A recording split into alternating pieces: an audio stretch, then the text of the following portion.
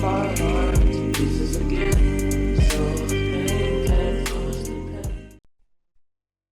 Alright, YouTube, if this is a video, welcome to the video, you know what I'm saying? Chat, say hello. There they go, there they go. There goes everyone. Roll call. Roll call. We don't make this roll call. We're about to watch a video, Zaza myths that you still believe, you know? We just reacting to shit on the stream, chilling, and I got one blazed. That we'll just say that, you know? I got me a little incense lit for this Zaza myths video. We finna see if I believe any of these, you know what I'm saying? We finna see. Zaza myths, we still believe. See if we believe any of these, chat. Zaza myths. Grass cap, lettuce slice, call it what you want. Anyway, today we're going to go over the most common misconceptions about the magic green plant, which I'm willing to bet that you've fallen for at least once. Yes, you, Mr. Bro, this pack tested at 38%, so... First things first, ain't no weed tested at 38. Sorry to burst your bubble, my that shit was probably a 25. Not gonna lie. I'm basically entering another dimension. Okay, if you say so. So, how is it? Well, I'm I guess. Mouth is really dry, though. It kind of tastes like dirt. Certified exotic! So, Certified for the sake fresh. of education, for every Zaza myth, from funny to dumb to dangerous, so the populace may have a better understanding of the magic green plant and avoid the risks they were subject to before. Whether you're a seasoned lettuce... Yo, chat, what's the risks of Zaza? Let me know right now. I am testing y'all. What's the risks of the Zaza? Is this a trick question? I don't know. It could be. Man, it could be. Sleeping, being kind. Look, he's just naming some side effects. Some side effects. Side effects. My memory kind of ass, not gonna lie. At least you keeping it a buck, man. These myths have been floating around since the dawn of the J, and even though people are a lot more informed these days, you'd be surprised at how many people still believe that higher THC percentage equals stronger high. I mean, to a degree it's true, but to another degree it's not. Because it's like, nigga, if you give me this 5% za and then I'm sitting here smoking this 26, obviously the 26 is going to give me gas compared to this 5. But it's only true to a certain extent. It really does come down to the terps that, you know, your brain and shit really with, okay? Protein. But the number on the jar doesn't tell the whole story. You could blaze something labeled 33% and feel absolutely nothing but dry mouth and disappointment. Meanwhile, something with 17% might have you reconsidering your life choices mid-snack. Why? Because there's more to the plant than just a number. How it was grown, how fresh it is, what it smells like, all that matters. Some packs hit because they're balanced, not because they're built like a calculator. Also, quick reality check, those percentages not always real. Growers know people chase high numbers, so they send the frostiest, most photogenic nug to the lab. They don't send the potentially dry, crusty stuff you actually get in the jar. So what you're really buying is lab-tested optimism. Facts. That is facts, chat. So if y'all niggas ever go to a dispensary, bro, do not fall for the percentage, my nigga. Smell it. Get whatever smells the best to you, my.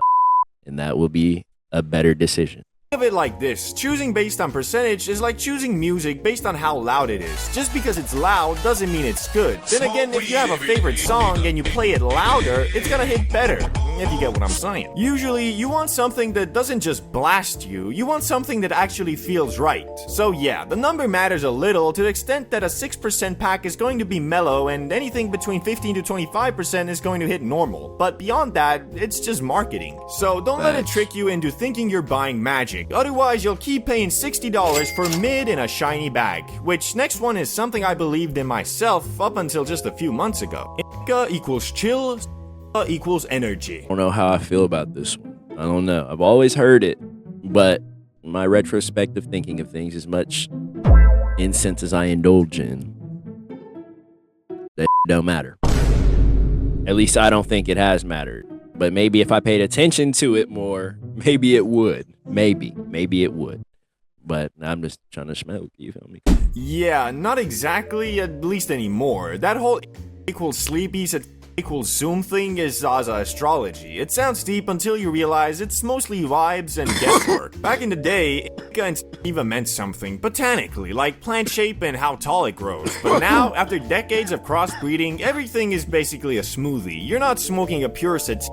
you're smoking some hybrid mutant with 6 parents and a confusing childhood. I need you to shock me with some shit though. Shock me with some info. But this next one might be the most dangerous misconception out of them all, and that is, you can't overdose on grass. I still believe that. You're gonna have to prove me wrong, sir. Technically, you can overdose on water. If you drink too much water, that shit will f you up. So, I mean, I guess technically if you smoke too much, it can f your lungs up. But let's see where he goes with this. I gotta see where he goes with this. Possible. It's natural. Chill out. Technically, yeah, you're not gonna flatline from lettuce. There's no grass version of the he took too many and never woke up story. But let's not pretend you can't go way past the point of good vibes into I'm dying, call my mom territory. You can green out, you can white out, you can throw up, panic, forget your name, think you're in a dream, and try to call 911 on yourself using a TV remote. But sure, not an overdose, just a deeply humbling spiritual reset. Okay, well then let's not call it an overdose then, my nigga. You're capping. Alright, said you ain't built for it. Say your tolerance a little low, my. That's all. Grass makes you lazy. My teacher once told me, boy, you smoke too much of that lettuce, you'll never do anything with your life. Meanwhile, there are programmers, artists, chefs, and athletes out here doing their taxes while baked off their mind on some. What was the point? My high ass is not paying attention. Once grass told me, makes you boy, lazy. you smoke too much of that lettuce, you'll never do anything with your life. I mean, to a degree, he kind of has a point. If you think about it money-wise, nigga, if you spend too much on Zaza, you can't afford your bills. Smoke too much Zaza and don't lock in on your advertise, then you a dumbass. But that just comes down to being a dumbass and not though. But it can be somewhat of an expensive habit. While there are programmers, artists, chefs, and athletes out here doing their taxes while baked off their mind on something called Purple Monkey Dirt Nugs. Let's be clear, Zaza doesn't make you lazy, you make you lazy. Grass just lowers the volume on your internal monologue enough for you to enjoy. So you got them sweet, spicy chili Doritos. Those are the best ones. Zaza doesn't make you lazy, being a human in late-stage capitalism does. It's just a plant, so it's always safe. This one's popular with people who think putting a leaf emoji next to anything instantly makes it healthy. Bro, it's natural. It's from the earth. You can't get hurt by something nature made. Okay, cool. So are poison ivy, nightshade, and grizzly bears. Nature doesn't care about your vibes. Yeah, yeah. I was gonna say that's a dumbass statement, nigga. Bear is coming to piece you up, gang. Natural doesn't mean harmless. It just means it didn't come from a lab this time. Now, for most people, grass is relatively safe, but let's not pretend it's some invincible superfood. You can still develop tolerance, mess up your sleep, get dependent on it to function, have a panic attack mid-cartoon, or blast off into a full psychotic break if you Nigga, if you having a psychotic breakdown there and watching a cartoon, you have a problem. Oh, fuck! That ain't fault. That is your fault. Alright, that's your fault. What you so f***ing paranoid about, bitch ass nigga?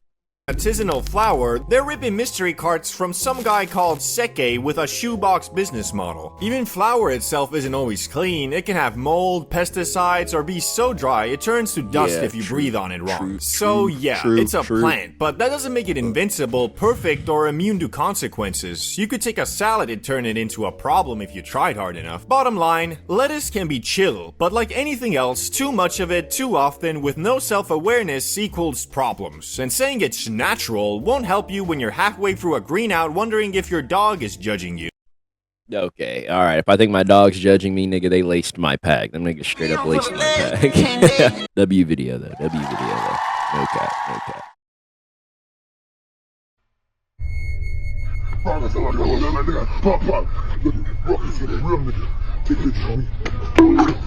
But if this is a video, YouTube, thank you for watching. I might hit 20K before this drops. Who knows? I might not. You never know. Shit happens very strangely here on YouTube. So go ahead and subscribe and stick around and make sure you're here from the beginning.